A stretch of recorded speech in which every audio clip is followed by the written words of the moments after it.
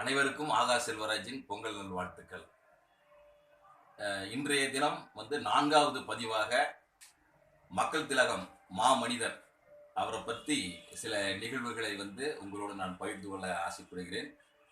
காரணம், அவரை பற்றி ஒரு 100 விஷயங்கள், சுவையான விஷயங்களை தொகுத்து வைத்திருக்கிறேன். அதிலிருந்து சில விஷயங்களை உங்களோடு நான் பகிர்ந்துக்கிறேன். அவரை பொறுத்த வரைக்கும் நான் 2 முறை தான் அவரை தரிசனம் செய்வதற்கு ஒரு வாய்ப்பு கிடைத்தது.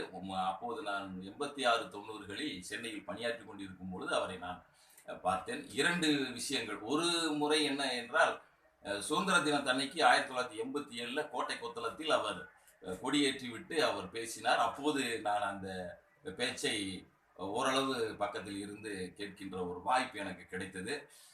இரண்டாவதாக டாக்டர் கான் அவர்களுக்கு தங்க யானை பரிசளிக்கும் விழா கலைவாணர் அரங்கத்தில் நடந்தது. அப்போது கிட்டத்தட்ட ரொம்ப ரொம்ப அருகில் இருந்து அவரை தரிசனம் செய்வதற்கு ஒரு வாய்ப்பு கிடைத்தது.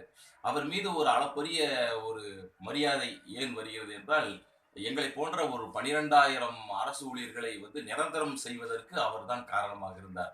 அவருடைய ஆட்சி காலத்தில் தான் நாங்கள்லாம் நிரந்தரமாக்கப்பட்டோம். அதனால அவர் வாழ்நாள் முழுக்கும் எங்களுக்கு ஒரு தெய்வமாகவே அவர் எங்களுக்கு இருந்து வருகிறார். ஆகவே அவரை பற்றி சில விஷயங்கள் பேசும்போது உள்ள வழியாகவே ரொம்ப மகிழ்ச்சியாக இருக்கும். ஏன்னா அவரு சின்ன வயசுல அவங்க அம்மா அன்னை சத்யா அவர்கள் அவரை ராமு என்றுதான் செல்லமாக அழைப்பார்கள். அப்படிப்பட்டவர் 1945 ஐயா வி.கே. ராமசாமி அவரும் கோட்டை கொத்தளத்திற்கு சென்ற பொழுது உள்ளே அவர்கள் அனுமதிக்கப்படவில்லை. அதன் பிறகு 77 அவர் ஆட்சிக்கு வந்த பிறகு அதே வி.கே. ராமசாமி ஐயா அவர்களுக்கு போன் செய்து, அன்றைய தினம் நம்மை உள்ளே அனுமதிக்கவில்லை, இன்று நமது ஆட்சிதான், ஆகவே நீங்க உள்ள கோட்டையிலாம் அங்கெல்லாம் சுத்தி பாருங்கன்னு சொன்னாரு. அதுக்கு வி.கே.ஆர் ரொம்ப சந்தோஷப்பட்டார். 32 வருடங்களாக ஞாபகத்துல வச்சுட்டு எம்ஜிஆர் அவர்கள் என்னை அழைச்சாங்க அப்படின்னு சொல்லும்போது அவர் ரொம்ப அகமகிழ்ந்தார். எம்ஜிஆரை பொறுத்த வரைக்கும் முதலாக அவர் மேடை ஏறியது 1950 வடார்காடு மாவட்டம் வேலூர் முள்ளிப்பாளையம் என்ற ஒரு ஊர்ல விடுதலை வீரன் அப்படின்ற ஒரு நாடகத்திற்கு தலைமை தாங்குவதற்காக சென்ற போது அப்போதான் அவர் முதல்னு பேசினாரு. அப்புறம் தொடர்ந்து பார்த்தீங்கன்னா அரசியலங்குமரி படத்துல நடிகர் நம்பியாரோட வாட்சண்டை பேசும்போது திடீரென்று அந்த கத்தி எம்ஜிஆர் மீது பட்டு காயமாகி வந்துச்சு. அப்ப எல்லாம் ஷூட்டிங்ல அங்க இருந்த அத்தனை யூனிட்டாருமே ரொம்ப வருத்தப்பட்டாங்க. அப்போ நான் எல்லாரும் நம்பியார் மேலதான் கோவப்பட்டாங்க. அப்போ எம்ஜிஆர் சொன்னாரு, நம்பியார் மேல கோவப்படாதீங்க, நம்பியாருடைய கத்தி மேலதான் கோவப்படணும், கத்திக்கு என்னை பிடிக்கல, அதனாலதான் அது காயம் பண்ணிடுச்சு அப்படின்னு சொன்னாரு. அடுத்து பாத்தீங்கன்னா குண்டடிப்பட்டு ஆஸ்பத்திரியில் அவர் இருக்காரு. அந்த சமயத்துல சாண்டோ சின்னப்பா அவர்கள் 3 படங்களுக்கு அட்வான்ஸ் கொடுக்க வந்தாரு. அப்ப எம்ஜிஆர் சொன்னாரு, நானே உடம்புக்கு முடியாம உட்கார்ந்துட்டு இருக்கேன், இந்த டயத்துல என்கிட்ட 3 படத்துக்கு அட்வான்ஸ் கொடுக்குறீங்களே, இது என்ன சாமி அப்படின்னு கேட்கும்போது, இல்ல நான் வணங்குற முருகன் உங்களை காப்பாத்திடுவாரு, அதனால 3 படத்துக்கு அட்வான்ஸ் வாங்கிக்கங்க அப்படின்ட்டு அவர் ரொம்ப கட்டாயப்படுத்தினாராம். அப்படின்னா நீங்க வணங்குற முருகன் என்னை காப்பாத்துட்டோம் அப்படின்னு சொன்னாரு. அதே மாதிரி அவர் காப்பாற்றப்பட்டார். அதன் பிறகு தொடர்ந்து சாண்டோ சின்னப்பா அவர்களின் படத்துல 3 படத்துல தொடர்ந்து எம்ஜிஆர் நடிச்சு கொடுத்தாரு. அடுத்ததாக பார்த்தீங்கன்னா அண்ணாவுக்கும் எம்ஜிஆருக்கும் நல்ல ஒற்றுமை நிறைய இருக்கு. அது பார்த்தீங்கன்னா 2 பேருமே அமெரிக்காவில் தான் சிகிச்சை பெற்றாங்க. 2 பேருமே நள்ளிரவில் தான் இறந்தாங்க. அதே மாதிரி அண்ணா என்எஸ்கே உடைய சிலையை திறப்பு விழா முடிச்சுட்டு தான் அவர் இறந்தாரு. அதே மாதிரி எம்ஜிஆர் நேருவுடைய சிலையை திறந்து வச்சுட்டு தான் இறந்தாரு. அப்போ 2 பேருமே முதலமைச்சராக இருந்தபடியே அவங்க இறந்துட்டாங்க. 2 பேருமே மெரினாவில் தான் அடக்கம் செய்யப்பட்டிருக்காங்க. அண்ணாவுக்கு இதயக்கணி எம்ஜிஆர், அதே மாதிரி எம்ஜிஆருக்கு இதய தெய்வம் அண்ணா தான். ஸோ அந்த அளவுக்கு அவங்க 2 பேர்த்துக்கும் ரொம்ப ஒற்றுமை. எம்ஜிஆருக்கும் 7க்கும் ரொம்ப ராசி. அதாவது 1917 அவர் பிறக்கிறாரு. 1927 நாடக நடிகராக மாறுறாரு. 1937 சினிமா உலகத்துல கால் பதிக்கிறாரு. 1947 அவர் காங்கிரஸ்ல இணையறாரு. 1957 அவர் திமுக கட்சியில இணையறாரு. 1967 எம்எல்ஏ ஆகுறாரு. 1977 அவர் முதலமைச்சராக மாறுறாரு. 1987 அவர் இறந்துறாரு. ஆக அந்த 7 அவருக்கு ரொம்ப ராசியான எண்கள். அவர் வாழ்க்கையில 7 அந்த அளவுக்கு ரொம்ப ஒன்றி போயிருது. இன்னும் கூட அவருடைய காரோடைய கூட்டு தொகையை நீங்க டோட்டல் பண்ணி பார்த்தா கூட 7 தான் முடியும். அந்த அளவுக்கு 7க்கும் மக்கள் திலகம் அவர்களுக்கும் அவ்வளோ ஒரு பொருத்தமான ஒரு 7ஆம் நம்பர் அவருக்கு ராசியான நம்பர்.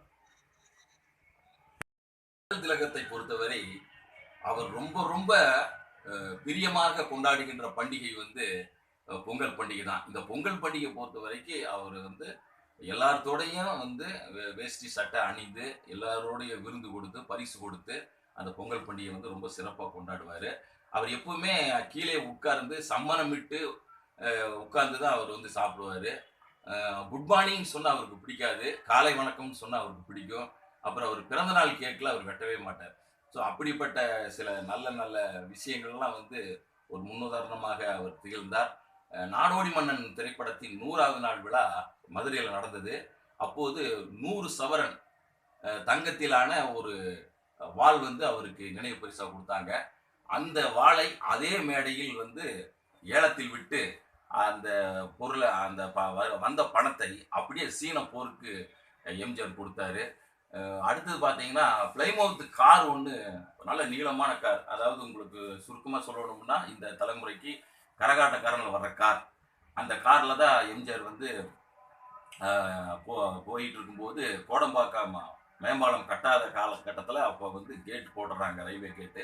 அப்போ அவர் வெயிட் பண்ணிட்டு இருக்காரு. அந்த சமயத்தில் உள்ளே உட்காந்துருக்கிறது யாருன்னே தெரியாமல் 2 மாணவர்கள் சொல்கிறாங்க, ஒரு ஆள் போவதற்கு இத்தா பெரிய காரா அப்படின்னு சொல்லிட்டு அந்த பசங்க சொல்கிறாங்க. இது அப்படியே எம்ஜிஆர் காதில் விழுகுது.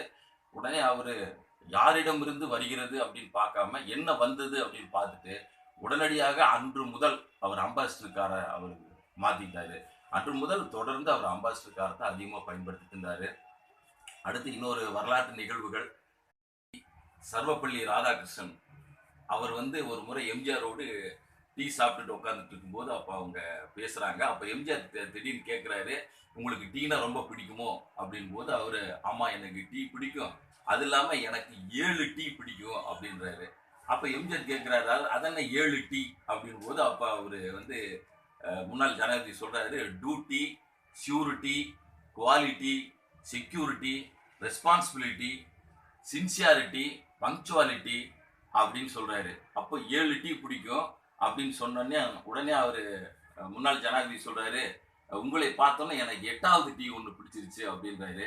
அது என்னது 8வது டீ அப்படின்னு எம்ஜிஆர் கேட்கும்போது, அதாவது உங்களை பார்த்தோன்னே அந்த பர்சனாலிட்டி எனக்கு ரொம்ப பிடிச்சிருச்சு, அதனால் அதுதான் 8வது டீ அப்படின்ட்டு அவர் சொன்னாராமா. ஒரு முக்கியமான ஒரு நிகழ்வு, அதாவது மாட்டுக்கார வேலன் திரைப்படம் வந்து 100 நாள் ஓடிடுச்சு. அந்த 100வது நாள் விழா வந்து சேலத்தில் நடக்கும்போது அந்த தேட்டரில் அப்போ எம்ஜிஆர் அவர்கள் மேடையில் தோன்றி ரசிகர்களுக்கு அவர் காட்சி அளிக்கிறார். அப்போது ஒரு மூதாட்டி, வயதான ஒரு மூதாட்டியை அழைச்சிட்டு வந்து எம்ஜிஆரிடம் அறிமுகப்படுத்துகிறாங்க. உடனே எம்ஜிஆர் என்ன அப்படின்னு விசாரிக்கும் போது அவங்க சொல்கிறாங்க, இந்த படம் ரிலீஸ் ஆன தேதியிலிருந்து இன்றைய நாள் 100வது நாள் வரைக்கும் அந்த அம்மா தொடர்ந்து 4 காட்சிகளில் ஏதாவது ஒரு காட்சி இந்த அம்மா பார்த்துரும் அப்படின்ட்டு சொல்கிறாங்க. எம்ஜிஆர் ரொம்ப ஆச்சரியப்படுறாரு. அதுக்கு என்ன காரணம்னா, அந்த அம்மா வந்து தியேட்டர் வாசலில் வந்து அவங்க பூ வித்துட்டு இருந்த ஒரு மூதாட்டி. 4 காட்சிகளில் ஏதாவது ஒரு காட்சியை வந்து எம்ஜிஆர் படத்தை மாட்டுக்கார வேலன் திரைப்படத்தை அவங்க பார்த்துட்டாங்க. அப்போ எம்ஜிஆர் ரொம்ப சந்தோஷப்பட்டு, ஆக 100 நாள் அவங்க 100 ரூபா செலவு பண்ணியிருப்பாங்க, அதனால் வந்து அவங்களுக்கு நான் வந்து என் கையால் 1000 ரூபாயை நான் கொடுத்துட்றேன் அப்படின்னு எம்ஜிஆர் அனௌன்ஸ் பண்ணுறாரு. உடனே அந்த பாட்டி மேடையில் வந்து என்ன சொல்கிறாங்கன்னா, தாயை வந்து மகனை பார்க்க வந்த ஒரு சூழல்ல தாய் மகனை பார்க்கறதுக்கெல்லாம் வந்து பணமெல்லாம் வாங்கக்கூடாது, அதனால வந்து எனக்கு உங்களை பார்த்து உங்களோட மேடையில் நின்னதே எனக்கு பெருசு, அதனால எனக்கு பணம் வேண்டாம், உங்கள் தரிசனமே எனக்கு போதும் அப்படின்னு போட்டு அந்த மூதாட்டி சொன்னோன்னே அந்த சுருக்கு விழுந்த கையை எடுத்து எம்ஜிஆர் வந்து முத்தமிட்டார். அந்த முத்தமிட்ட காட்சி, அதாவது அந்த ரசிகர் கூட்டம் அப்படியே அரங்கமே அதிர்ந்து விட்டதாம். அந்த அளவுக்கு அந்த மூதாட்டியை வந்து அந்த இடத்துல எம்ஜிஆர் ரொம்ப பெருமைப்படுத்தினார். அடுத்ததாக பார்க்கும்போது அவருடைய கடைசி காலத்தில் அவருடைய இறப்பின் போது வானொலியில் திரு தே ஞானசுந்தரம் அப்படின்ற ஒரு தமிழ் அறிஞர் நேர்முக வர்ணனை செஞ்சுட்டு இருந்தார். அந்த நேர்முக வர்ணனை வந்து ரொம்ப ரொம்ப உருக்கமான வர்ணனை. அந்த வர்ணனை எப்படி அப்படின்னா, அவர் கடைசி நேரத்தில் அவருடைய பிரேதத்தை வந்து பெட்டியில வச்சு கீழே இறக்கும்போது அவர் சொல்ற அந்த வர்ணனை இன்னும் இந்த காலத்துல வந்து மறக்கவே முடியாத காலகட்டங்கள். இன்றைய தலைமுறையினருக்கு மீண்டும் நினைவுபடுத்துகிறேன்.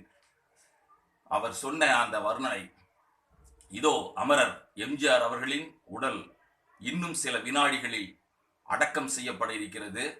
பொன்மனச் செம்மல் என்னும் பட்டம் பெற்ற தங்கம் போன்ற மேனியராகிய அவரது உடலை பெட்டியில் வைத்து இதோ பூமிக்குள் இறக்குகிறார்கள்.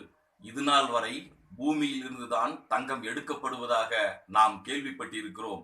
இதோ முதலாக ஒரு தங்கம் பூமியில் மறைக்கப்படுகிறது அப்படின்னு சொல்லிட்டு அந்த வர்ணனையை முடிக்கும் போது அவருடைய பூத உடலை வந்து உள்ள அடக்கம் பண்ணாங்க. இது வாழ்க்கையில வந்து மறக்க முடியாத ஒரு நிகழ்வு. சரித்திரத்தில் இடம்பெறுவது என்பது மிக மிக கடினம். ஆனால் சரித்திரமாகவே வாழ்வது என்பது எம்ஜிஆர் ஒருவர் மட்டும்தான். இறைவன் சாதாரண மனிதனை படைக்க 40 நாட்கள் எடுத்துக்கொள்வார். ஆனால் மகான்களையும் தீர்க்கதரிசிகளையும் அதாவது படைப்பதற்கு, ஒரு மாமனிதர்களை படைப்பதற்கு 400 ஆண்டுகள் எடுத்துக்கொள்வதாக ரிக்வேதத்தில் உள்ள ஒரு ஸ்லோகம் கூறுகிறது. ஆக இவரை போன்ற ஒரு மகான்களை இன்னும் 2300வது ஆண்டுக்குள் நாம் கண்டிப்பாக பார்க்க முடியாது. நமது கொள்ளு பேரன்கள் தான் பார்ப்பார்கள் என்று எனக்கு நம்பிக்கை இருக்கிறது. ஆக மீண்டும் ஒரு தீர்க்கதரிசி, மீண்டும் ஒரு மகான், மீண்டும் ஒரு மாமனிதர், எம்ஜிஆரை போன்ற ஒரு மாமனிதர் கண்டிப்பாக இன்னும் சில 100 ஆண்டுகளில் உருவாவார்கள் என்ற நம்பிக்கையோடு மீண்டும் ஒரு பதிவில் உங்களை நான் சந்திக்கிறேன்.